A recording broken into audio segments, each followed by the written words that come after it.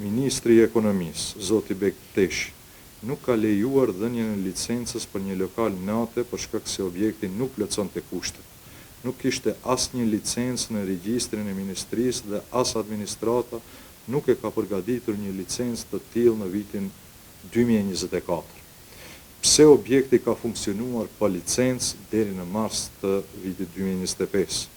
Përgjigja duhet kërkuar në vendin ku duhet kërkuar dhe marrë përgjegjësi dhe llogari për këtë tragjedi. Në ditët në vijim do të japim publikut dokumentacionin dhe provat e plota se kush, si dhe në çfarë mënyre ka lejuar të ndodhë kjo tragjedi e tmerrshme dhe do të paraqesim një raport dhe prova të detajuara në prokurorinë publike për të nisur procedurën për përgjegjësi penale për personat dhe institucionet kompetente, sepse duhet të ketë përgjegjësi dhe kjo tragjedi nuk duhet të lejohet të përsëritet më.